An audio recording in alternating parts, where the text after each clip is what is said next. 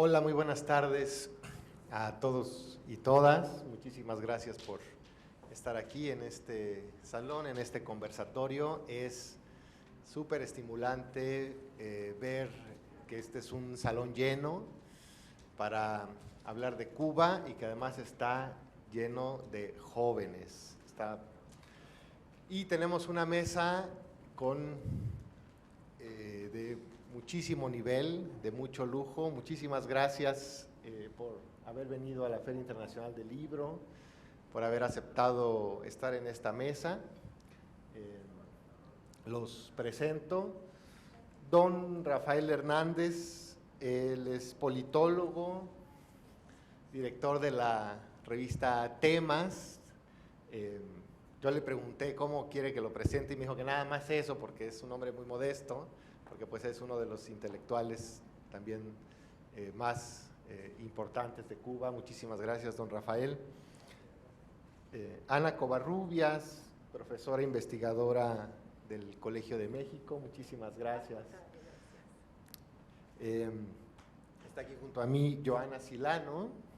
Joana es abogada y politóloga de la Universidad de La Habana y actualmente es investigadora de la UNAM. Ella está en la ENES León, en la Escuela Nacional de Estudios Superiores de León, y es integrante de la red de politólogas mujeres. Y al final está Homero Campa.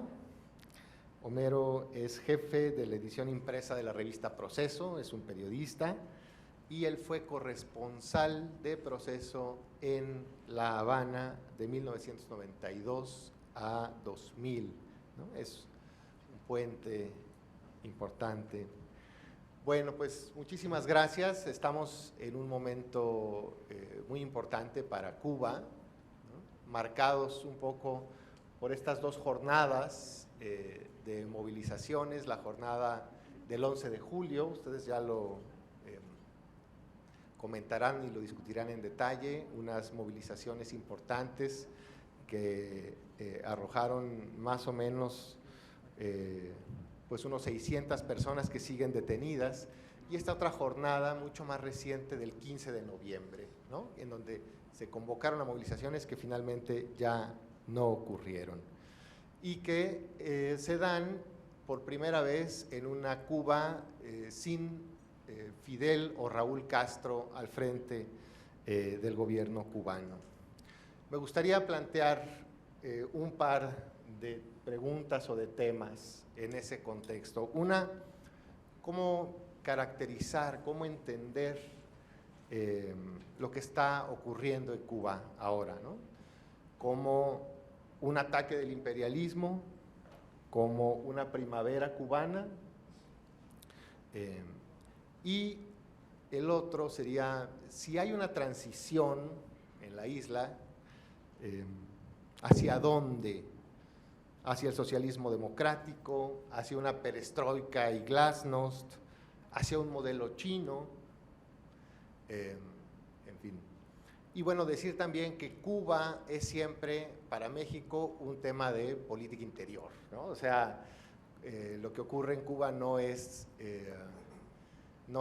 digamos, algo que pase en otro país, es algo que también pasa en México, que también rebota en la política mexicana.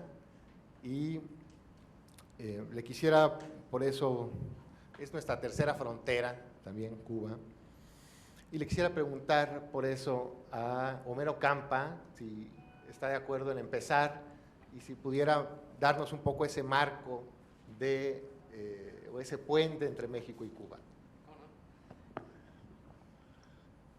Bueno, pues muchas gracias, porque justamente mi rollo que he preparado es sobre las relaciones México-Cuba. Y yo dejaré a los especialistas que conocen desde dentro la isla que nos platiquen a todos más sobre ese tema. Y bueno, yo haré, digamos, 3 cortes en la historia para más o menos plantear la tesis de que por razones geográficas y de geopolítica las relaciones entre México y Cuba han estado marcadas por la presencia de imperios. España primero, Gran Bretaña en algún momento y luego hasta la fecha Estados Unidos. No bien México inició su vida independiente en 1821, cuando España intentó utilizar a Cuba como plataforma para enviar a México barcos y soldados con el fin de reconquistarlo. El caso más conocido fue el de la expedición de 4,000 hombres encabezados por Isidro Barradas, que en 1829 ingresó por Tampico y que a las pocas semanas fue derrotado por López de Santana. Al mismo tiempo, los gobiernos de Guadalupe Victoria y de Vicente Guerrero, en esos gobiernos permeó la idea de quitarse de encima a España y sus intentos de reconquista, alentando en Cuba los movimientos separatistas o, de plano, invadiendo la isla y anexándola a México. Tras la muerte de Fernando VII, quien heredó el trono a su hija Isabel II y la transición hacia una monarquía parlamentaria de corte liberal, se consolidó en Madrid la idea de reconocer a la naciente República de México y normalizar las relaciones diplomáticas. Y ello derivó en el Pacto de Santa María Calatrava en 1836, cuya cláusula secreta obligaba a México a respetar la soberanía de España sobre las islas caribeñas y particularmente sobre Cuba. Luego vinieron pues todos esos años turbulentos de la guerra intestina entre liberales y conservadores, y luego las guerras e invasiones que sufrimos en Francia y Estados Unidos.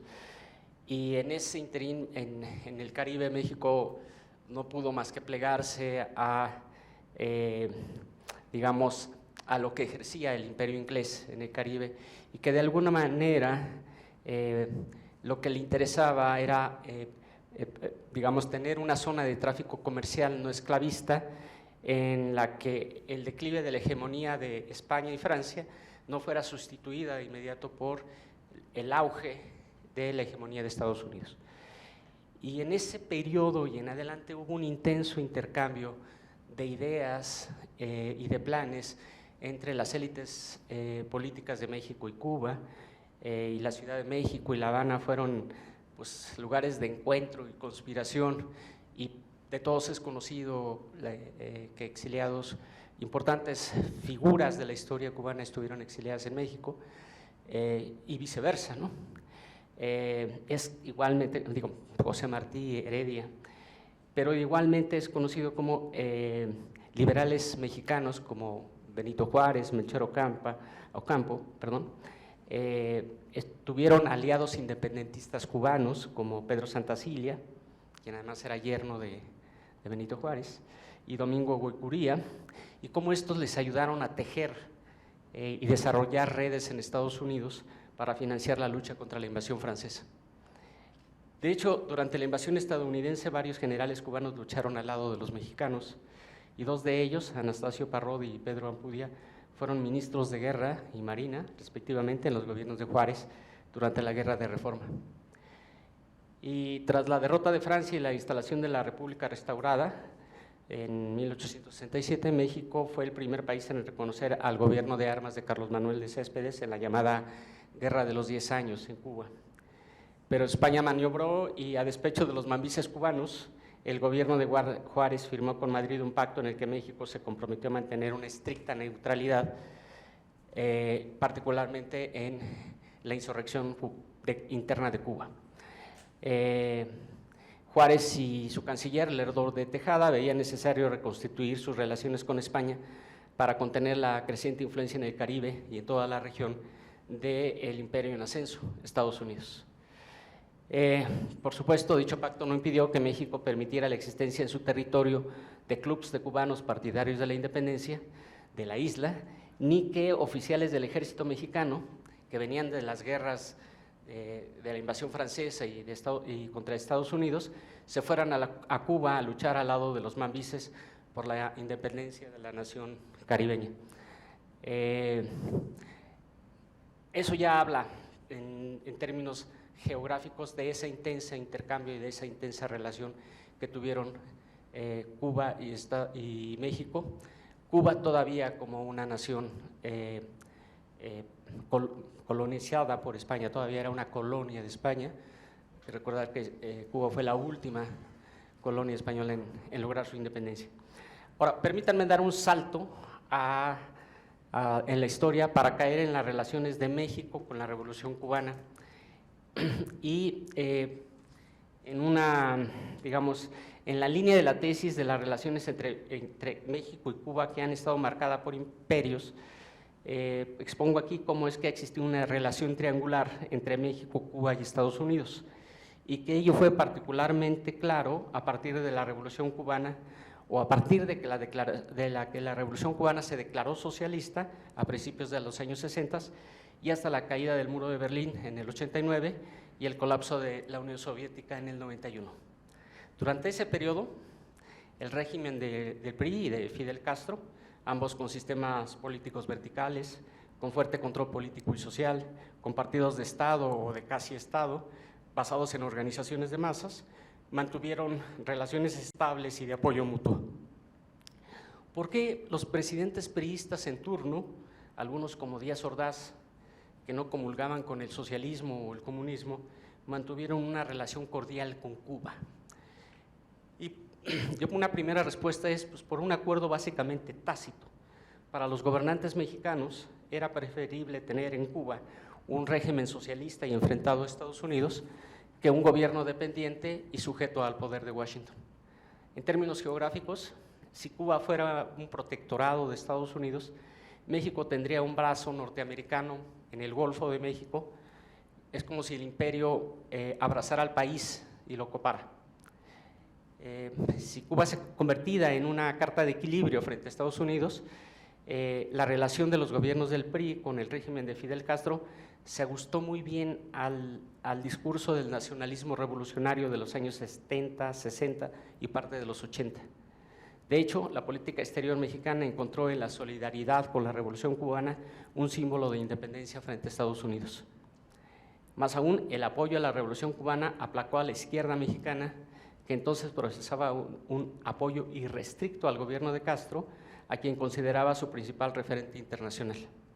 Incluso, mientras el régimen cubano entrenó, financió a las guerrillas de los países del continente, con las guerrillas mexicanas no lo hizo.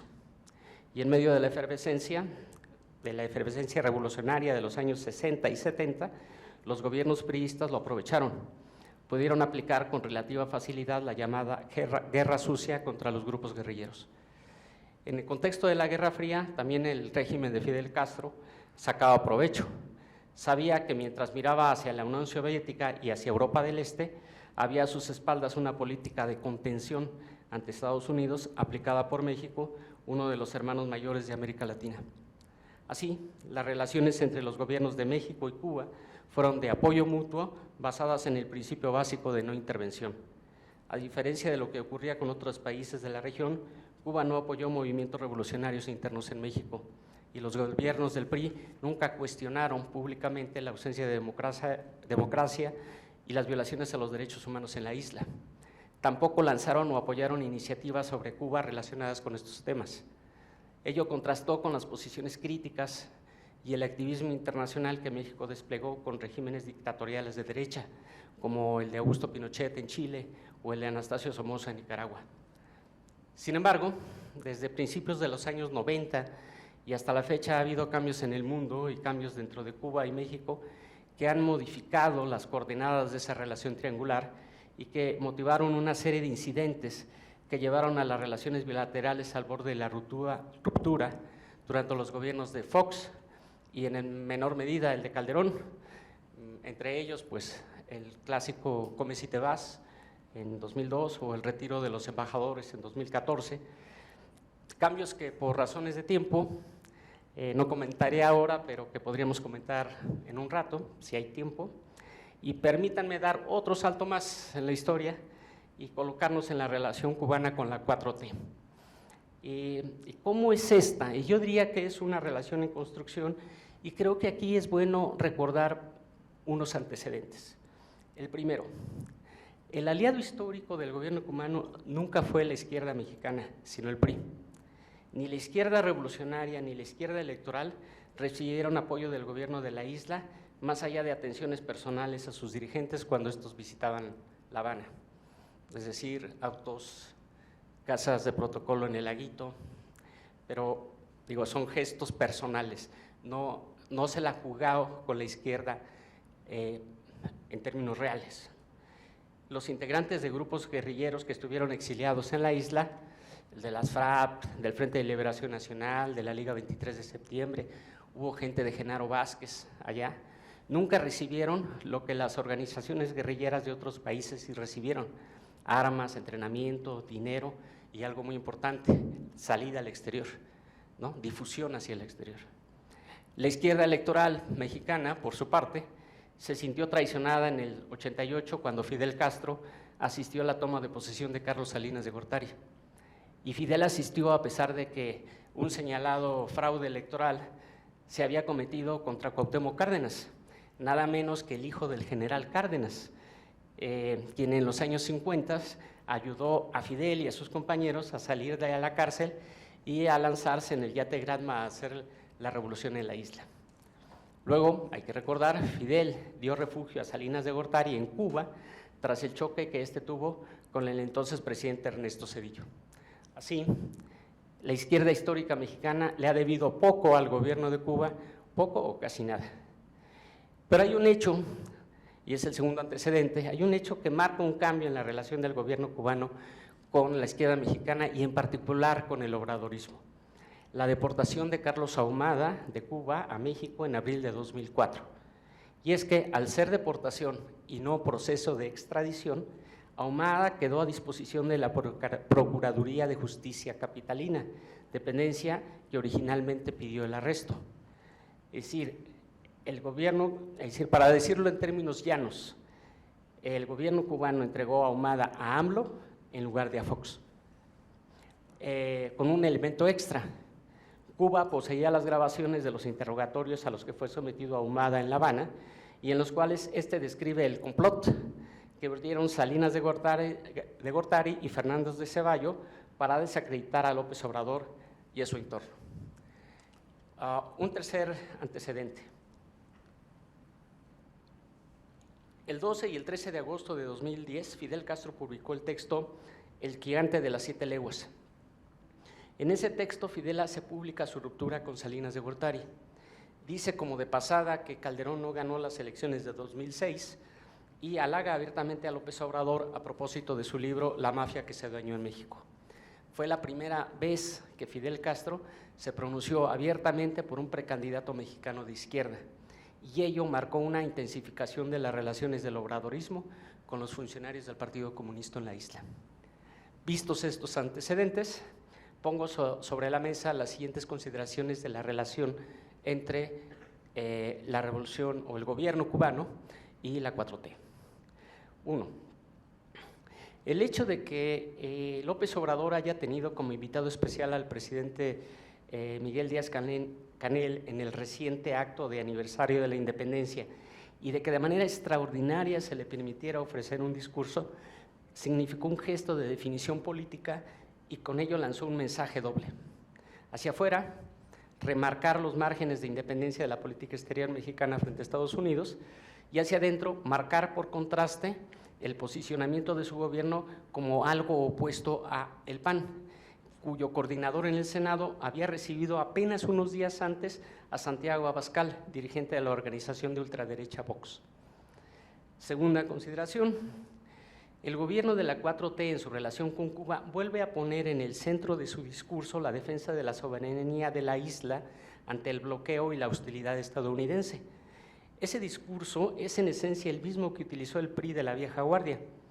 Es el discurso que sitúa a la isla en un estado de excepción en el que casi todo se justifica, entre ellos la ausencia de democracia y la ausencia de derechos políticos civiles, en aras de preservar la soberanía y la independencia. Solo que ahora el contexto internacional ha cambiado y existen otras circunstancias. Para empezar, ya no hay Guerra Fría y Cuba perdió su peso específico en el mundo, ese peso que le ayudaba a México a equilibrar su relación con Estados Unidos. Número 3. Hasta ahora los gestos políticos de la 4T hacia Cuba no se han traducido en una política bien articulada de comercio e inversión hacia la isla. Es cierto que México envió a La Habana 2 barcos de ayuda humanitaria y material médico, que anunció el aumento de frecuencias de vuelos comerciales y 2 nuevas rutas aéreas, y que Pemex anunció el envío de un barco con 200,000 barriles de hidrocarburos. Pero eso no implica una estrategia amplia y bien articulada que permita un aumento exponencial del comercio bilateral y el regreso a la isla de grandes empresas mexicanas que alguna vez estuvieron ahí en los años 90. 4. En su relación con Cuba, López Obrador está aprovechando un margen de maniobra que le deja su relación con Estados Unidos. Biden está muy emproblemado con sus asuntos internos y no parece tener interés en presionar o reclamar a México por su posición sobre Cuba, en tanto o sea, México, le ayuda en su política de contención de migrantes centroamericanos. Y finalmente, quinto, creo que en efecto México debe tener buenas relaciones con Cuba y recuperar con su gobierno un alto nivel de interlocución, pues lo que suceda en la isla tendrá efectos de manera directa o indirecta, para bien o para mal, sobre nuestro país. Creo que esa interlocución debe contemplar los sectores y voces oficiales, pero también las no oficiales. Y creo que en función de sus intereses, a México le conviene que Cuba sea una nación independiente y soberana, le conviene que sea próspera y que pueda potenciar el comercio y la inversión en la región, y también le conviene que sea estable, democrática y respetuosa de los derechos civiles. Ahí me quedo.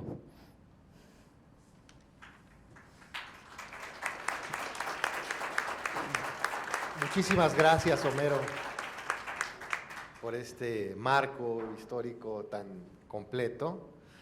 Y de ahí yo también, así como tú dabas estos brincos largos, quiero dar un brinco largo con Johanna Silano. Johanna, tú eres una millennial, ¿no? Todavía. Digamos, estás en la misma generación que muchos de los jóvenes que están o que salieron el 11 de julio en movilizaciones en Cuba y que les tocó cuando eran niños el periodo especial, ¿no? Que fue esta etapa de mucha escasez, de mucha crisis, y ahora hay una etapa otra vez, ¿no? Cuando cae la economía venezolana, también la cubana. Te quería preguntar, ¿quiénes son estos jóvenes que están saliendo? ¿Cómo entenderlos? ¿Qué quieren? ¿Y hacia dónde pueden llevar a su país? Muchísimas gracias, Emiliano, y muchísimas gracias a la organización de la feria por la invitación y a los colegas que nos acompañan. Y voy a empezar justo por la parte en que terminaba Homero, justo por esa noción de excepcionalidad, para explicar un poco qué pasa hoy en Cuba o qué ha pasado durante este año. Y sí, hemos creído durante mucho tiempo que Cuba es excepcional, y en buena medida Cuba es excepcional por el régimen político que tiene. Pero la ciudadanía cubana es cada día menos excepcional. Los jóvenes, como decía Emiliano, pero los no tan jóvenes también, se parecen cada vez más a cualquier ciudadano latinoamericano, ciudadana latinoamericana, con una serie de anhelos, deseos, derechos insatisfechos, dificultades de acceso a servicios muy parecidas a las que hoy le ocurren a buena parte de la ciudadanía latinoamericana. Entonces, no es posible entender las protestas de este año sin también de hacer un salto un poquito más atrás y ver lo que ha pasado con el movimiento pro diversidad y la marcha del 11 de mayo de 2019, que también reprimida, en la exigencia por el matrimonio igualitario, el reconocimiento del matrimonio igualitario y una ley integral contra la violencia de género. No es posible entender tampoco lo que pasa hoy en Cuba, lo que ha pasado recientemente con las protestas del 11 de julio y la iniciativa de la marcha del 15N, sin pensar en lo que fue San Isidro, el movimiento San Isidro, como un movimiento de jóvenes artistas que reivindicaban en primera instancia la libertad de creación artística, reivindicaban la utilización o la no utilización de los mecanismos del Estado, los decretos leyes, para limitar su libertad de creación artística, o sin lo que fueron las jornadas del 27 de noviembre frente al Ministerio de Cultura, o el 27 de enero del año 2021. Efectivamente, tampoco es posible entender o explicar lo que pasa hoy en Cuba sin entender que hay un aumento de la conflictividad social que ha estado reportado por medios, por agencias, incluso nacionales. Personas reivindicando mejores servicios de agua potable, de alcantarillado, mejores accesos a la vivienda, y que incluso han sido reportadas por la prensa oficial cubana, ¿no? Personas que se han acuartelado en casas o edificios de gobierno pidiendo un techo digno por vivir durante años en un albergue. Entonces hay un aumento creciente de la conflictividad social en los últimos años. Entonces, leer el 11 de julio, leer lo que ha pasado este año y que efectivamente, tanto por las dimensiones que tuvo como por la novedad que tuvo, llamó la atención de buena parte de la región. Y eso ha sido también otra parte de la excepcionalidad. Muchas veces dicen que a las protestas de Cuba se les da demasiada atención, pero efectivamente son las mayores protestas en los últimos 60 años, ocurrieron en más de 60 ciudades o localidades del país, involucraron a un número importante de ciudadanos. Y va otra excepcionalidad. Normalmente, desde las mesas de discusión, se decía que no era posible hablar de falta de derechos humanos o falta de democracia porque no había un pueblo cubano reclamando. El 11 de julio nos interpeló a todos y creo, en buena medida, también a muchos latinoamericanos, a muchos mexicanos, porque apareció ese pueblo cubano que demostró que no era genéticamente incapaz de protestar, que tenía anhelos, que tenía fuerza para salir a la calle y reivindicar. En ese sentido, yo reclamo también esas protestas del 11 de julio como una expresión de disidencias múltiples, no solamente la disidencia tradicional. Creo que las protestas del 11 de julio excedieron por mucho la capacidad y no estuvieron ni siquiera dirigidas, motivadas, organizadas por la disidencia tradicional. Fueron genuinamente autónomas, fueron sumamente replicables gracias a las redes sociales, a unas redes sociales y un acceso a Internet y a información que se ha multiplicado en la isla a partir de 2018 con la apertura de servicios de datos y de Internet móvil en los celulares y que facilitó justamente esa difusión del incendio de una llama que surge en un municipio periférico de la capital, donde las personas que salieron pedían algo que para muchos de nosotros es común pedir. Mejores servicios, habían sufrido apagones, mejores accesos a alimentos en una condición de crisis económica, pero que también pedían libertades y también pedían algún cambio. Y reivindicaban a las autoridades políticas cierta responsabilidad en la situación que estaban viviendo. Y eso es interesante porque la mayoría de las manifestaciones de ese 11 de julio se dirigieron a las autoridades. Fueron a interpelar a las autoridades para exigir más accesos, mejores derechos y cambios políticos. Y de alguna manera la iniciativa que se articula alrededor del grupo Archipiélago, que es una iniciativa también muy plural, muy diversa en sus componentes, en sus anhelos, en sus sueños, en sus reclamos, también interpela al gobierno, también va a reconocer las facultades de las autoridades cubanas solicitándole o notificándole que iban a hacer una marcha. Solicitud que es denegada por las autoridades y pues escalada además con algo que durante el último año también hemos visto acrecentar, que es la campaña de criminalización y hostigamiento frente o sobre todas las figuras disidentes o aquellos liderazgos o potenciales liderazgos disidentes. Yo creo que por primera vez, salvo algunas excepciones muy particulares durante la Primavera Negra o durante los juicios de la Primavera Negra, empezaron a aparecer de manera recurrente en la televisión cubana figuras y liderazgos de la oposición tradicional, pero también de jóvenes artistas, de creadores, de iniciativas de la sociedad civil que reivindicaban distintos tipos de derechos y que estaban siendo criminalizadas y que están siendo criminalizadas y estigmatizadas desde los medios. Entonces, ¿quiénes son? Son disidencias múltiples, diversas, piden muchas cosas, piden salud, piden vacunas, efectivamente. La forma en que el gobierno cubano organizó su plan de vacunación demostró que había algunos lugares con déficit de acceso a vacunas. Entonces hubo ciudadanos que salieron a pedir vacunas, hubo artistas que salieron a pedir su derecho de réplica en los medios oficiales, a aparecer 10 minutos en la televisión pública en una entrevista para explicar qué cosa es el 349 y por qué se sentían limitados con la aplicación de ese decreto que coartaba sus libertades artísticas. Son personas que también pedían alimentos, mejores alimentos, pero también pedían derechos políticos. Pedían libertad, un grito genérico de libertad, un grito genérico de cambio, de exigencia de transformación. Son una generación, en su mayoría, de los detenidos que hablaba Emiliano. Efectivamente, se calcula que después de las protestas del 11DJ, alrededor de 1.000 personas, 1.200 personas han estado involucradas en procesos judiciales relacionados con delitos que en toda América Latina son delitos relacionados con cuestiones políticas o fácilmente aplicables a opositores políticos, desacato, desorden público, incluso llegando a aplicarle medidas y delitos como la sedición, ¿no? A algunos de ellos son en su inmensa mayoría jóvenes, son en su inmensa mayoría jóvenes racializados, jóvenes de barrios en condiciones de marginalidad, de la periferia de las ciudades, barrios pobres, jóvenes que en su mayoría, como decía Emiliano, son millennials, tienen unos entre 20 y 30 años, han vivido o han crecido acompañados por los constantes procesos de reforma y contrarreforma llevados a cabo por el gobierno cubano.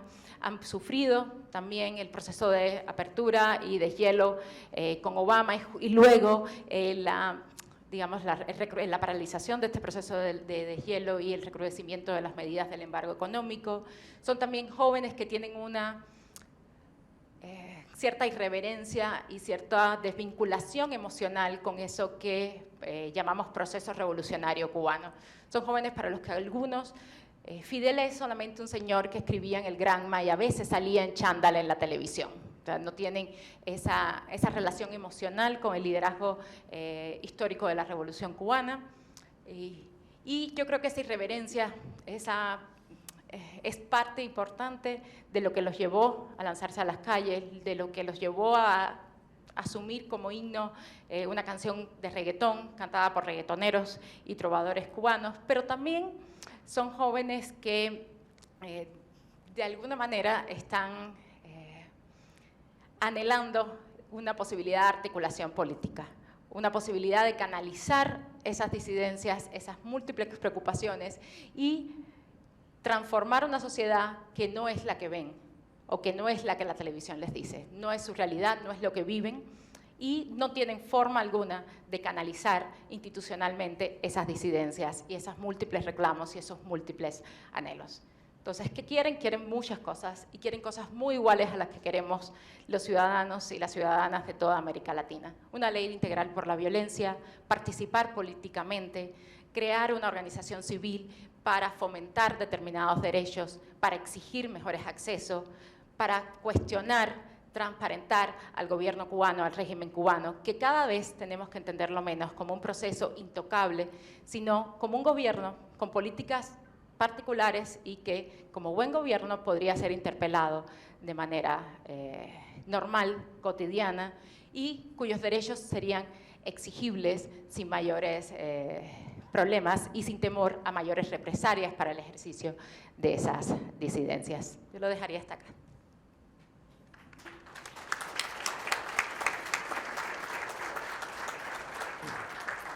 Muchísimas gracias, Joana. Y por dando más o menos en esas mismas ideas, doctora Ana Covarrubias, ¿qué significan estas movilizaciones que, como decía Joana, se dieron en 60 ciudades, las más importantes en 60 años? ¿Y por qué, también preguntaría, por qué ya no se pudo replicar esa jornada ahora en noviembre que se convocaron una nueva jornada y no ocurrió? Muchas gracias. Muchas gracias y muchísimas gracias por la invitación para estar aquí el día de hoy. Cuento mis 10 minutos. Bueno, yo creo que lo que vimos el 11 de julio y la consecuencia que fue el 15 de noviembre es un problema histórico de Cuba, que es su viabilidad económica, ¿no? Desde siempre Cuba ha tenido un problema de viabilidad económica muy fuerte que ha,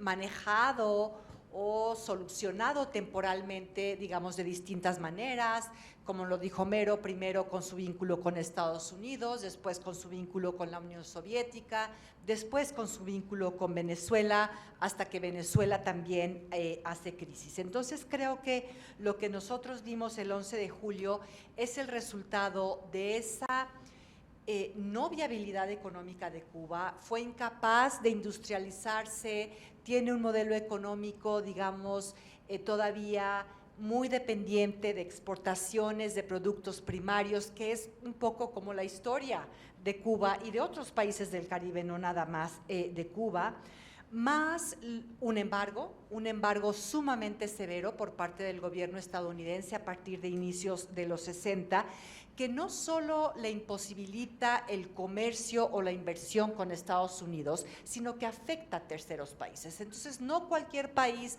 puede comerciar con Cuba, invertir en Cuba sin ser sancionado por Estados Unidos. Esto limita mucho la economía cubana.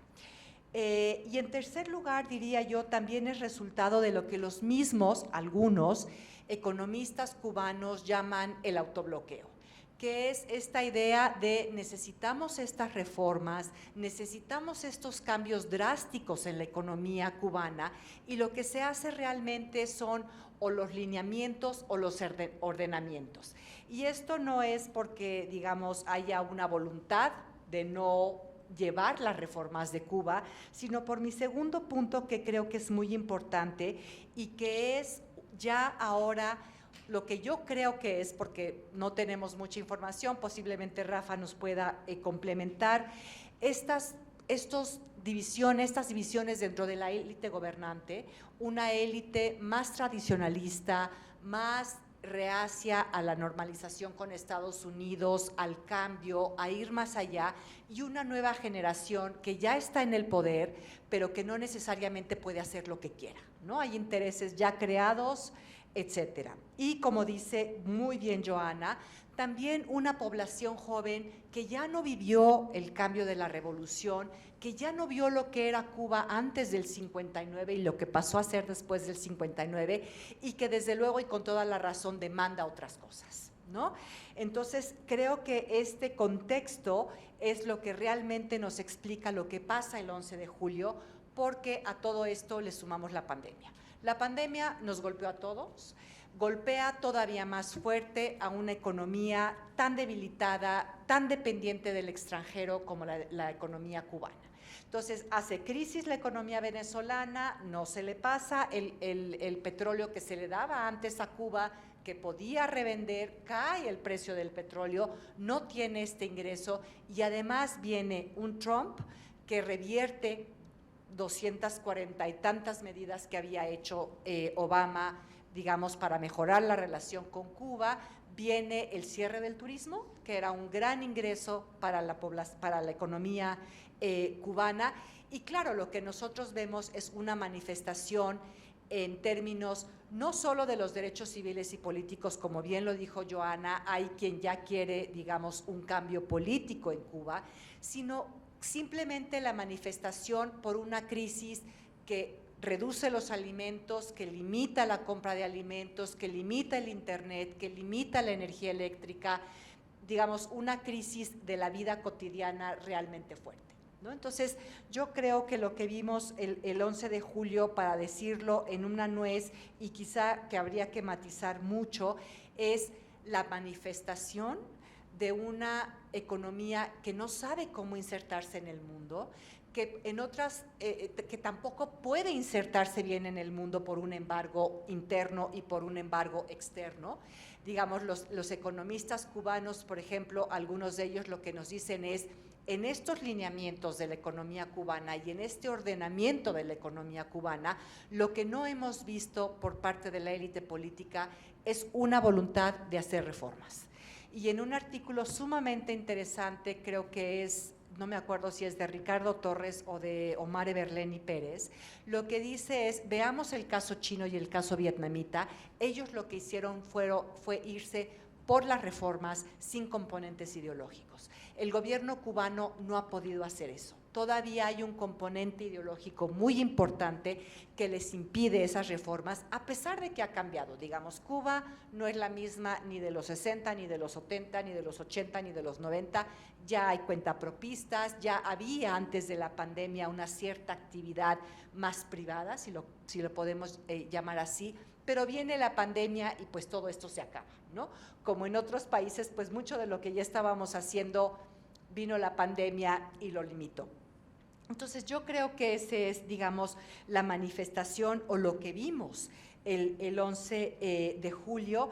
Llama mucho la atención, por ejemplo, de Díaz-Canel, que como bien dijo Joana, ya es otra generación, ya no es la generación histórica tradicional, pero llama mucho la atención el énfasis que da Díaz-Canel en la continuidad, en la idea de la continuidad. Y la pregunta aquí es, bueno, ¿realmente lo que necesita Cuba ahorita es la continuidad o el cambio? Y el cambio no necesariamente quiere decir una apertura total y absoluta. El cambio puede ir en muchas direcciones. Entonces, hacia la pregunta de ¿a dónde vamos?, que es la segunda pregunta que se me hizo, yo diría que ya desde hace varios años, desde el fin de la Guerra Fría, todo lo que ha pasado Cuba, desde que colapsó la Unión Soviética, desde que Europa del Este se vuelve democrática, es una transición, pero no sabemos hacia dónde. No sabemos hacia dónde porque no tenemos una propuesta clara por parte de la élite política y porque ahora lo que tenemos son este tipo de manifestaciones que culminaron con la escasez y la cerrazón que impuso la pandemia, ¿no? Entonces creo que tenemos una economía muy, muy, muy problematizada que no ha sabido tomar, digamos, las medidas necesarias a partir del fin de la Guerra Fría, del fin del subsidio soviético y de Europa del Este, un cambio generacional en el poder que todavía no le da, que no se libera de intereses ya creados, de intereses muy pesados que vienen en herencia, y que también creo que tenemos un problema demográfico, el envejecimiento de la población cubana, que necesita obviamente de una juventud muy emprendedora para poder dar pensiones, para poder solucionar ese problema, y que los jóvenes realmente lo que quieren es irse de la isla, se han estado yendo de la isla. Entonces creo que tenemos lo que se diría en pocas palabras la tormenta perfecta para tener una falta de inserción eficaz de la economía cubana en el sistema internacional, no solo por los errores de los cubanos, que han sido muchos, también por el embargo. Y lo que tenemos ahora también muy importante es una Cuba que ahora no tiene, a pesar de lo que se dijo en campaña, una voluntad de Biden para seguir con la normalización que posiblemente podría llevar a una mejor relación con Estados Unidos y un eventual levantamiento del embargo, que yo veo sumamente difícil por las condiciones que Biden enfrenta en Estados Unidos. No olvidemos que Cuba es un tema de política interna en Estados Unidos y que hay intereses y figuras en Estados Unidos que no quieren de ninguna manera una normalización y un levantamiento del embargo. Entonces tenemos un gobierno de Estados Unidos muy limitado por esos intereses y un gobierno de Cuba también muy limitado por una herencia histórica que tampoco es tan fácil romper de pronto, ¿no? Y me quedan 32 segundos, así que lo dejo por allí. Muchas gracias.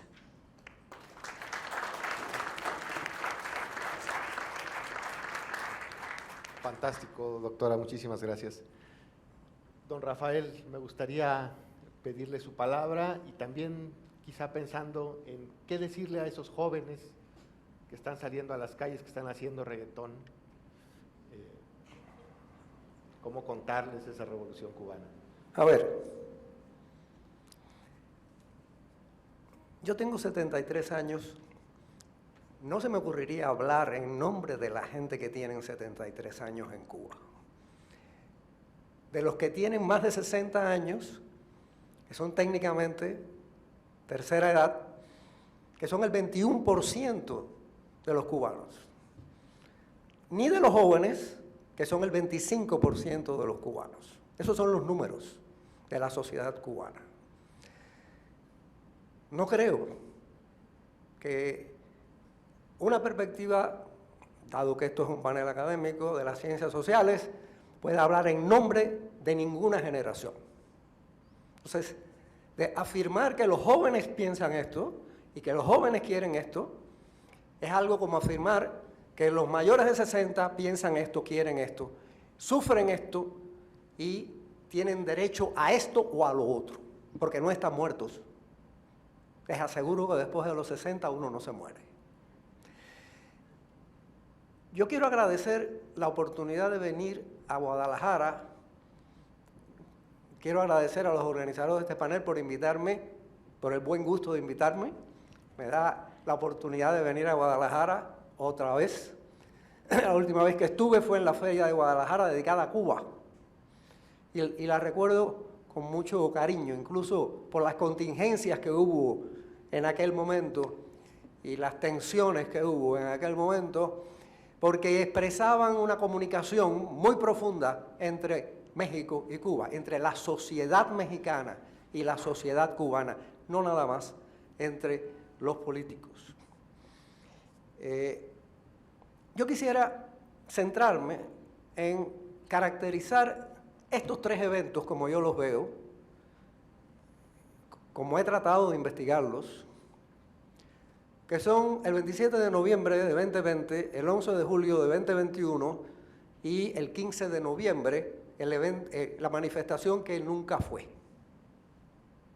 Los otros dos sí ocurrieron. Quisiera antes, aunque yo no vengo a hablar de mi manera de pensar, dejar clara mi manera de pensar para las personas que están aquí que no conocen mi manera de pensar. Yo apoyo 100% el derecho de los ciudadanos a la libertad de reunión, a la libertad de asociación y a la libertad de manifestación. Yo he hecho en Cuba, no solamente he escrito sobre el tema, sino he dirigido una revista durante 26 años que se ha producido en un debate público, que ha tenido una incidencia en el debate público a través de debates públicos reales, donde ha habido unas reuniones de personas como las que están aquí, de distintas generaciones, donde he escuchado a mayores de 60 años ser muy críticos con el régimen, con el sistema, con el socialismo, y he escuchado a jóvenes tener posiciones muy identificadas con un socialismo que debemos cambiar. Y lo he escuchado en negros, en jóvenes, en viejos, en mujeres, en LG, nunca me sé bien esa ecuación, LGBTQ. Más signo.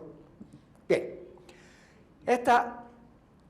Esto de la libertad de expresión es algo que tiene que ver con el día a día de la lucha por la libertad de expresión, de los espacios ganados en la esfera pública, de los espacios que periodistas, académicos, artistas han ganado en la libertad de expresión, en la expresión de ideas diferentes, porque el arte y el pensamiento cubano es muy político. En este país, Cuba, que algunos describen como una prisión, hay más expresión de los medios artísticos. No me refiero a las 2 o 3 películas que han censurado, me refiero a las otras que no han censurado, que son decenas, a los audiovisuales, a las obras literarias, a las obras plásticas, al teatro cubano contemporáneo, para el cual hay que ir al teatro, no se puede ver a distancia, donde se ha debatido durante muchos años ideas, problemas, de una manera absolutamente insólita, incluso en muchas otras expresiones artísticas. El teatro cubano es mucho más hereje. No me refiero a algunos autores, me refiero al teatro cubano en general, es mucho más hereje que la novela policíaca cubana. Ha dicho cosas muchísimo más atrevidas y ha estado ahí todo este tiempo. El debate de ideas y el diálogo. Yo pienso así. Yo pienso y he tratado de practicar en la medida en que he tenido la suerte de estar a cargo de una publicación como la revista Temas, que es una revista de ciencias sociales, la pueden ver. Acabamos de lograr restablecer nuestro sitio web temas.cult.cu. Entren y lean lo que dice ahí. Algunos dicen que es que somos los intelectuales autorizados, que el régimen autoriza para disentir. Esa es una manera de subestimar el costo del debate de ideas en Cuba. Es una manera de saltarse, de hacer muy simple y muy fácil la lucha diaria por el debate de ideas y el enfrentamiento con quienes no entienden que el disentimiento es parte de esta nueva sociedad cubana que existe como tal y que está en un proceso de transición desde los años 90, sobre todo desde los años 90 para acá. Esa sociedad que ha cambiado porque tiene un consenso más heterogéneo, un consenso atravesado por el disentimiento. Y el gobierno cubano tiene que lidiar con ese disentimiento. Y no le queda otra opción que lidiar con ese disentimiento, no como lo podía hacer Fidel Castro o incluso Raúl Castro, sino sin la carta de crédito, sin el crédito, sin la tarjeta de crédito que tenían Fidel Castro y Raúl Castro. Ese es el desafío de este gobierno. Yo no creo que Cuba pueda describirse en términos de la primavera árabe, ni el glasnost y la perestroika, ni de la apertura y la reforma china, ni del Doimoy y la renovación vietnamitas, porque Cuba es otro país, es otra sociedad, que no es ni árabe ni es china. Para hacer las reformas chinas, igual que los chinos, yo no sé si ustedes querrían que en Cuba se tratara a la disidencia y a los medios de oposición como los chinos y los vietnamitas. Yo no creo que los periodistas cubanos quisieran tener un control de las redes como en China y como en Vietnam. Porque nos queremos comprar, sobre todo algunos amigos míos economistas, la parte del paquete chino y vietnamita, que es el de la liberalización económica. Pero es que ese paquete incluye lo otro también. De manera que yo creo que entender a China, entender a Cuba a través de los espejuelos de la primavera árabe, o de los espejuelos de la glasnost y de la perestroika, o de los espejuelos chinos o vietnamitas, es una manera de no entenderla. Es como creer que la reforma política mexicana es algo así parecido a los procesos de transición posteriores a los autoritarismos en el Cono Sur o al franquismo en España. Eso no explicaría el contexto político en el cual la reforma política tuvo lugar, ni menos todavía los problemas actuales de la democracia política en México. De manera que en el caso de Cuba, yo creo que se cumple lo mismo. No es que Cuba sea un caso excepcional, no es que sean un país de extraterrestres, de ninguna manera. Tenemos muchas cosas comunes con el resto de América Latina, con el resto del Caribe, pero eso es algo diferente a tratar de interpretar la realidad cubana a partir de los espejuelos con los cuales se analizan otras realidades. Yo creo que está claro, como han apuntado Homero y como ha apuntado también Ana, que Estados Unidos ha sido un factor doméstico en la política cubana, en la realidad cubana, desde el siglo XIX, y no ha dejado de serlo nunca. Yo no voy a explicar los problemas cubanos a partir de bloqueo. Los problemas cubanos incluyen el bloqueo, pero no son la consecuencia del bloqueo. Los problemas cubanos son los problemas cubanos. Y eso está claro, cualquiera que lea las reflexiones de los estudiosos, de los investigadores cubanos acerca de la realidad cubana contemporánea, empiezan por dejar claro que el impacto del bloqueo no explica los problemas sociales y políticos de la Cuba de hoy. O sea, tampoco hay que lanzarse contra un fantasma. No estamos argumentando eso. Los que estamos estudiando la realidad cubana, a pesar de que no sea posible ignorarlos. Es una sociedad cubana que ha estado en transición. Los sociólogos cubanos que estudian la sociedad cubana sobre el terreno, que no la imaginan a través de los discursos, que no la imaginan a través de la literatura o del cine, sino que los estudian sobre el terreno, que estudian las relaciones raciales, que estudian las relaciones intergéneros, han demostrado la diversificación y el crecimiento de la desigualdad dentro de la sociedad cubana contemporánea. Con datos, con números, no con discursos. No tengo tiempo para extenderme sobre esto, pero quisiera marcar nada más diferencias fundamentales entre el 27 de noviembre, el 11 de julio y el 15 de noviembre, porque parecería que son los síntomas de un proceso, de una especie de movimiento telúrico que está estremeciendo el suelo y que están anunciando que detrás de esto va a venir la erupción de un volcán. Yo creo que los problemas de la sociedad cubana no pueden ser subestimados por los políticos. Y yo no conozco a ningún político que se atreva a subestimarlos, aun no importa lo que diga en público. El reconocimiento de esos problemas que están ahí y que hay que darles una solución, buscarles una solución que no es la solución de pedirle ayuda y apoyo a Venezuela o a México o a ningún otro país. Me voy a referir a esto. El 27 de noviembre es una iniciativa de un grupo de artistas habaneros que viven en La Habana para hacer un diálogo con el Ministerio de Cultura. Es una iniciativa pacífica para dialogar. Una parte de la oposición que no inicia el 27 de noviembre se monta en el 27 de noviembre.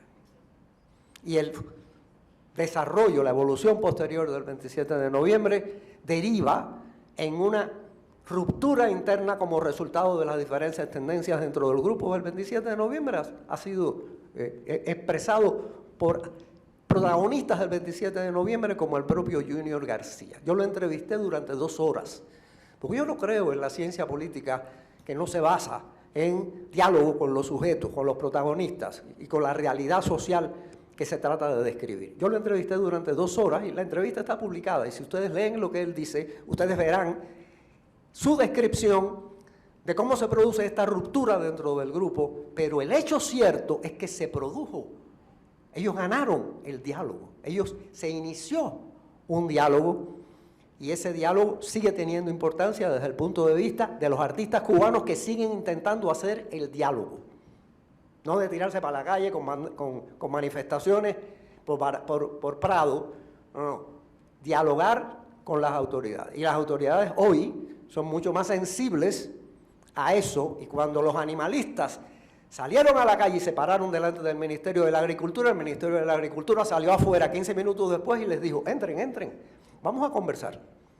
No cometieron el error que cometieron en el Ministerio de Cultura. Aprendieron. Los gobiernos pueden aprender, a veces no aprenden. Algunos gobiernos no aprenden, pero hay veces que sí aprenden. Y esta es una prueba de lección aprendida. La crisis económica y social, prácticamente descrita muy bien por Ana, en términos de una crisis económica y social que está ahí, que se ha acumulado desde los años 90, que incluye la COVID y que incluye apagones. ¿Por qué la crisis empieza? ¿Por qué las manifestaciones empiezan en San Antonio de los Baños y siguen violentamente en Cárdenas y en Matanzas? Es que en San Antonio de los Baños hay muchos negros pobres. Miren la demografía de San Antonio de los Baños. Miren la demografía de Cárdenas. Miren la demografía de Matanzas, de Güines, de Guira de Melena, que fueron los lugares donde las manifestaciones rompieron tiendas y saquearon tiendas. 4 horas antes de que se produjeran en La Habana, fue un movimiento espontáneo, como creo que decía Johanna. No fue un movimiento programado por la oposición. La oposición se montó en eso, igual que en el 27 de noviembre. Porque la oposición no ha probado nunca tener la capacidad de movilizar ni siquiera a los artistas que fueron el 27 de noviembre. Si la oposición hubiera intentado movilizar a los artistas del 27 de noviembre, no hubiera ocurrido la sentada y mucho menos hubiera ocurrido el diálogo con el Ministerio de Cultura. Porque los que iniciaron eso realmente querían un diálogo y realmente tuvieron y presionaron lo suficiente como para tener el diálogo y fueron escuchados. Eso después se deterioró, eso se desintegró muy rápidamente. Y se desintegró muy rápidamente por una de las cosas que ha caracterizado a la oposición cubana, lamentablemente para la oposición cubana, durante toda su historia, y es las divisiones internas, las corrientes internas, la ineptitud para actuar de manera unida, coordinada. Hablando de historia, esa es una historia muy larga, y sigue siendo así. Y se sigue manifestando así ahora mismo, con esta nueva oposición. Los hechos posteriores al 15 de noviembre ejemplifican la desintegración de eso, de ese liderazgo. Yo lamento que hayan ocurrido las cosas de esa manera, pero en todo caso, lo lamento por el hecho de que probablemente la ley de asociaciones que podamos tener el año que viene, programada para fines del año que viene, o la ley de manifestaciones que podamos tener, y yo estaría a favor de tenerla lo antes posible, va a estar condicionada por la situación difícil, la situación de desafío que representó el proyecto del 15N. Va a ser más difícil que logremos una buena ley de asociaciones, lo cual no es razón para dejar de luchar porque sea una buena ley de asociaciones y una buena ley de manifestaciones. Tú me haces una seña cuando quieras que me calle. Yo vengo de un país donde la gente está acostumbrada a callarse la boca, así que tú me quitas la palabra y yo voy a responder.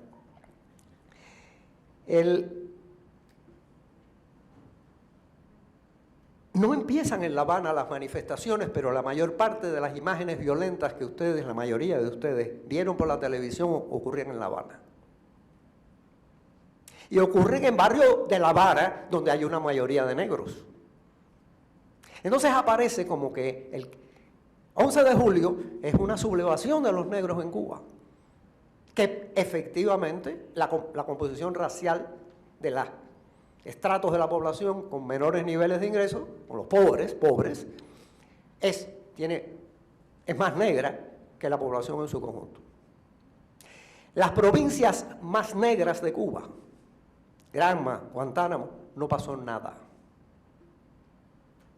En La Lisa no pasó nada. En La Habana Vieja, los negros de La Habana Vieja, que es el municipio de La Habana con mayor proporción de negros, no fue donde se produjeron los actos, las manifestaciones violentas. Y las manifestaciones tuvieron la característica de ser más de una manifestación al mismo tiempo. En una misma manifestación había gente reclamando por la falta de comida y había gente dando gritos por la falta de libertad. Eran grupos diferentes que se estaban juntando en una misma calle. Para eso uno tiene que haber estado ahí. Para eso no basta con videos de celulares. La sociología de videos de celulares tiene sus límites. Qué bueno que tenemos los celulares y qué bueno que tenemos la posibilidad de grabarlo, pero no como para considerar que ahí se agota la documentación del problema.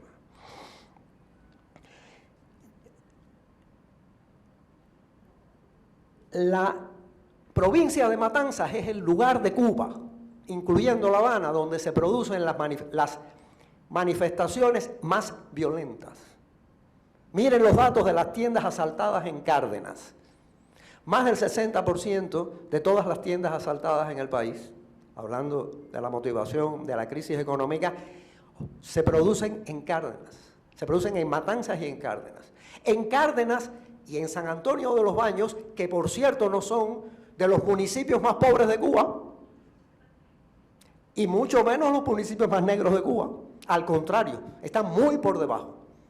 San Antonio de los Baños vive de la agricultura y está bastante por arriba del nivel de vida. Lo que pasa es que la situación actual, agravada por el problema de la COVID, yo no me voy a referir al tema de lo bien o mal que el gobierno cubano ha manejado la COVID y del uso de las vacunas, porque me parece inútil que yo trate de argumentar sobre esto aquí. Miren las cifras. Miren las cifras y miren el resto de América Latina. Ya, con eso tienen suficiente para saber qué cosa es, cómo ha sido esto, en términos del manejo de la pandemia. Pero la pandemia golpeó fuertemente en ciertos momentos, golpeó muy duro encima de una situación de crisis económica y social y de malestar. Y todo esto ocurre con un nuevo gobierno. Un gobierno que toma posesión en 2018 y a quien le toca lidiar con Estados Unidos, con una persona un presidente que se llama Donald Trump. O sea, yo no creo que se trata de que el gobierno cubano no tenga interés en dialogar. Es que ustedes han probado a dialogar con Donald Trump y el presidente Biden no ha avanzado mucho en esa dirección. Pongamos las secuencias de los hechos históricos. Díaz-Canel empieza a ser presidente en 2018. Ya no está Obama. Ya es Donald Trump. Y naturalmente que esto tiene un impacto. Solamente quiero terminar diciendo que desde mi punto de vista, lo que pasa con la oposición cubana, con esta oposición que tenemos, es, además de las divisiones entre las distintas corrientes, además de su ineptitud histórica para unirse, da la impresión en las redes de que hay un conglomerado mucho más unificado. Las redes producen una ilusión óptica. Realmente hay profundas divisiones a la hora de actuar políticamente, no a la hora de dar opiniones. A la hora de hablar mal del gobierno, pues todos hablamos mal del gobierno.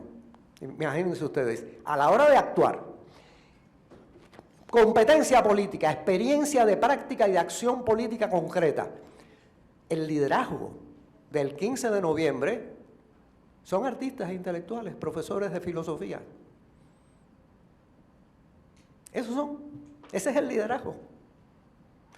La política en todas partes, como decía Martí, para digerir la política solamente los grandes estómagos que pueden digerir veneno. Martí, que era un gran político, sabía de qué se trataba y había que estar preparado antes de lanzarse a lo que había que lidiar. Y finalmente, el apoyo de los Estados Unidos, que deslegitima. Yo no me refiero al apoyo en dinero. Yo nunca he pensado que el apoyo en dinero sea significativo, sea tan importante para la oposición como el apoyo de las agencias del gobierno americano y de la proyección y la promoción de la imagen de esa oposición a nivel global. Eso sí es formidable. Eso sí es formidable. De manera que cualquier opositor se convierte en un personaje por el mero hecho de ser un opositor, a los ojos del gobierno de los Estados Unidos. A ver qué más, si se me queda algo de lo mucho que se me queda. Ana, Cuba tiene hoy, desde mi punto de vista, mejores relaciones con el mundo en el que vive de las que ha tenido nunca. Tiene mejores relaciones con Europa, a pesar de esto, a pesar del impacto negativo de estas manifestaciones en Europa. Tiene mejores relaciones con los principales gobiernos europeos que promueven el diálogo con Cuba y la cooperación. Tiene mejores relaciones con Rusia y con China, que no tenía esas relaciones tan buenas. Rusia no es la Unión Soviética, aunque algunos piensan que tengan esa fantasía. Con esta Rusia tenemos mejores relaciones y con esta China con la que no teníamos buenas relaciones realmente porque no nos entendíamos tan bien nunca antes. Y hay hechos históricos y posiciones históricas y configuraciones políticas diferentes entre China y Cuba desde los años 60. Ahora estamos mucho más cerca de esa China, que por supuesto en ningún momento hay que confundir con las relaciones que hubo alguna vez con la Unión Soviética. Hay relaciones más estables con América Latina. Hay relaciones hasta excepcionalmente buenas con México. Ahora mismo a nivel de las relaciones entre los dos gobiernos, del gobierno mexicano y del gobierno cubano. Y con esto termino. Sí, el gobierno cubano repite, somos continuidad. Si ustedes se leen detenidamente la Constitución de 2019, se darán cuenta de en qué medida esa Constitución prefigura un orden social y político muy diferente al anterior.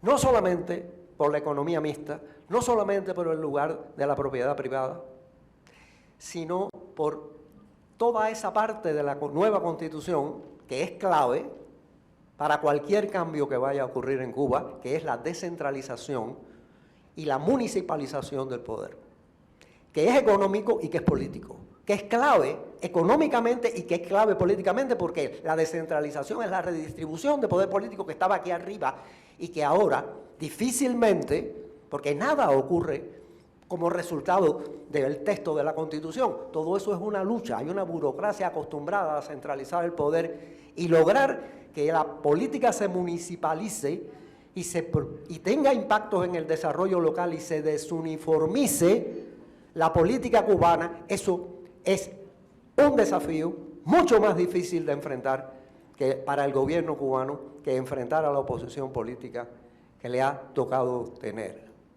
La peor decisión que pudo tomar mi querido Junior García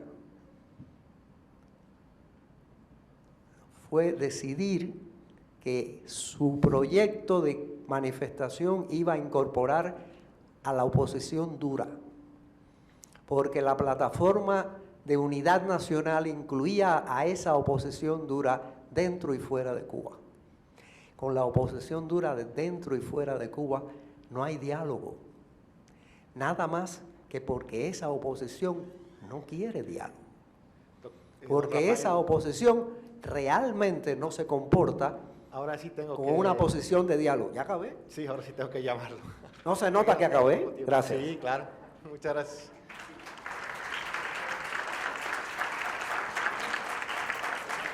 Nos quedan unos pocos minutos para cerrar la mesa. Un par de minutos cada quien. ¿Sí? ¿Empezamos igual? ¿Sí? Un minutito o mejor, nada más. Libre, lo que quiera contar. Ok. A ver, dos cosas entonces. A ver, hay varios puntos que se antojan en la medida en que hablaba uno, veía que tomaba notas y me sucedió lo mismo, yo también tomaba notas, pero de las cosas que me gustaría comentar es, a ver, es muy difícil desde la izquierda mirar críticamente el gobierno cubano porque rápidamente queda uno descalificado. Es decir, hay una idea maniquea y polarizante que señala que si no estás conmigo, estás contra mí. Y ese discurso lo utilizan los ambos extremos, tanto dentro de Cuba como fuera de Cuba. Y la izquierda está atrapada, digamos, en esa... Yo creo que la izquierda, la lucha de la izquierda es una lucha que sí es por la justicia social, digo, básicamente, pero también es, y lo ha sido, por la democracia, por derechos humanos, como lo ha sido también por una cantidad de temas, por las mujeres y el feminismo, por la ecología y el medio ambiente, ¿no? En contra del cambio climático, etc. Es decir, también son luchas de la izquierda, ¿no? Ahora, cuando se mira críticamente, la izquierda queda atrapada en un discurso maniqueo, simplificador, entre si apoyas o no a Cuba. Además, Cuba, es decir, el gobierno cubano se apropia la nación, es decir, apoyar a Cuba es apoyar al gobierno cubano, no es un gobierno, es un gobierno que además se asume como la revolución y el Estado. Entonces, creo yo que aquí hay que hacer ese ejercicio de escapar al maniqueísmo y a la polarización desde la izquierda. Y creo que es válido y se vale, es decir, el discurso de o estás a favor o estar en contra, no, perdón, no, escapemos de esa dicotomía que hace mucho daño porque nos coloca inevitablemente en la polarización. Segundo, yo creo que el gobierno cubano sí criminaliza las protestas y traslada el disenso interno al conflicto con Estados Unidos. Es decir, y con ello, al hacerlo así, descalifica. Entonces, me parece que esa es una estrategia que le sale muy bien, porque al disenso interno rápidamente lo asocia con su diferendo con Estados Unidos y no necesariamente es así. No, ese sería un segundo punto. Creo yo que, ya se dijo aquí, viendo desde Estados Unidos, Cuba no está dentro de las prioridades de la agenda de política exterior, porque tradicionalmente Cuba ha sido más bien un asunto de política interna y particularmente de política electoral. En la medida en que la Florida sigue siendo el estado que da la cuarta cantidad de votos, eso influye. ¿Qué es lo que hace Biden? Biden está cuidando en sus broncas internas un proceso electoral y mira a la Florida y esa ola de derechización y polarización que ha abarcado todos Estados Unidos, pero que también ha abarcado la Florida. Uno podría pensar que algo debió haber cambiado en la Florida por razones demográficas y geográficas. Demográficas sobre todo porque, son las oleadas recientes de migrantes son jóvenes que ya no miran la bronca entre Estados Unidos y Cuba con los ojos de sus abuelos, que eran rabiosamente anticastristas. Acá están más interesados en sus familias que dejan en Cuba y en mandarles remesas. Es decir, están más allá de los rollos ideológicos.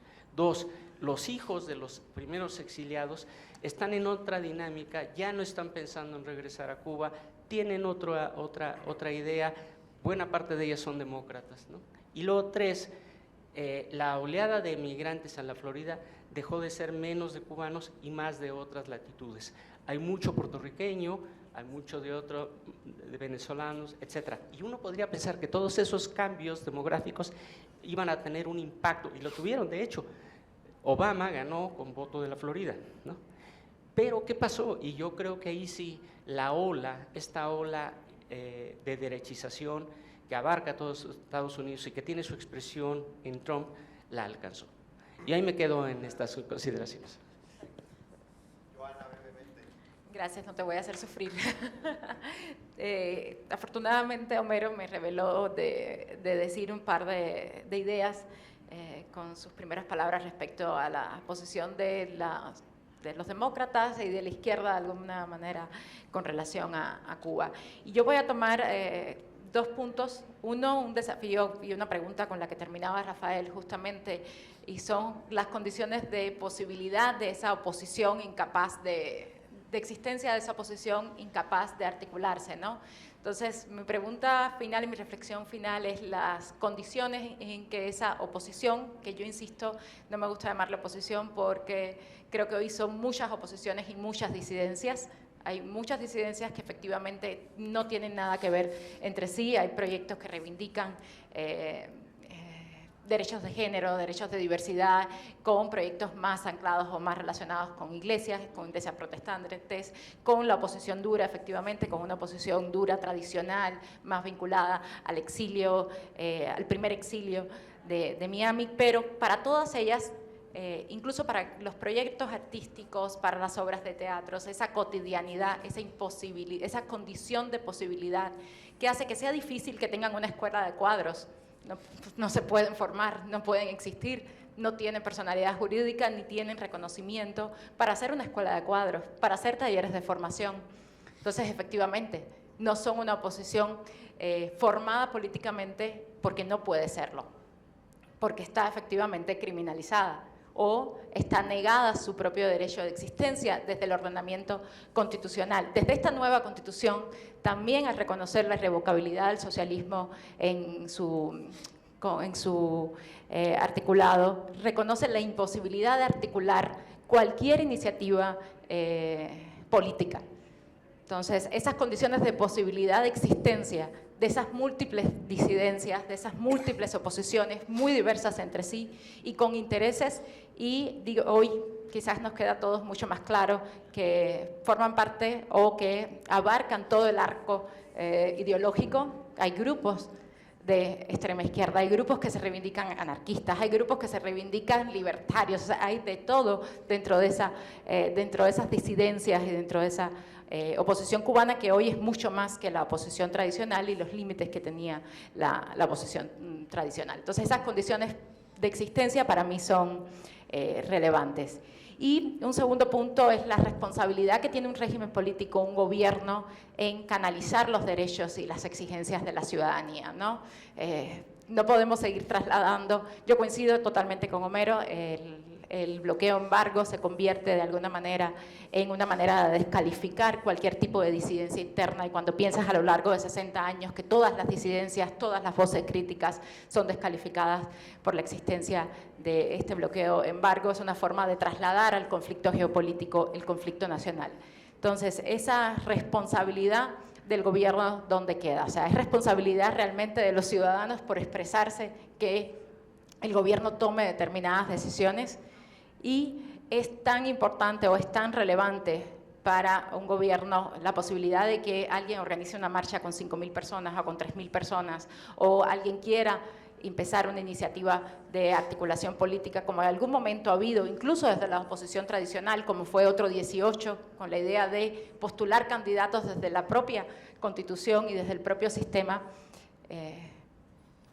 Hay también una responsabilidad del actor que está en el gobierno. No está en igualdad de condiciones la oposición y la ciudadanía, esta ciudadanía multidiversa y plural, a la hora de plantear un camino, una solución, un diálogo, una construcción de posibilidad de una alternativa de país, que la responsabilidad que tiene un gobierno, que hoy es un gobierno fuerte, que hoy es un gobierno que controla los aparatos, digamos, el aparato militar, que está cohesionado, que está estructurado, que la ciudadanía.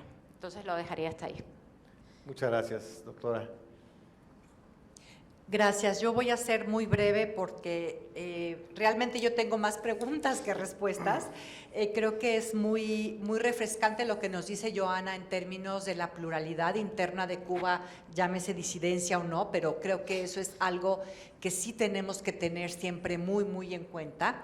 Y yo lo único que dejaría para la reflexión o para el cuestionamiento es, y perdón por mi sesgo, el factor Estados Unidos. Es decir, yo creo que el factor internacional y principalmente el factor Estados Unidos ha sido determinante en la vida de Cuba siempre, ¿no? Como ya lo dijo Homero, empezamos con España y acabamos con Estados Unidos. Y aun cuando no se tuvieron relaciones diplomáticas con Estados Unidos, la no relación con Estados Unidos era fundamental para la Revolución Cubana, ¿no? Por muchas razones. Entonces, yo simplemente dejaría sobre la mesa la pregunta de cómo pensar el futuro de Cuba con el factor estadounidense siempre incidiendo, para bien o para mal, para el progreso o para el retroceso, para que el régimen se justifique o para que los norteamericanos apoyen la oposición. Es decir, es un factor que pesa por todos lados, que pesa en la economía,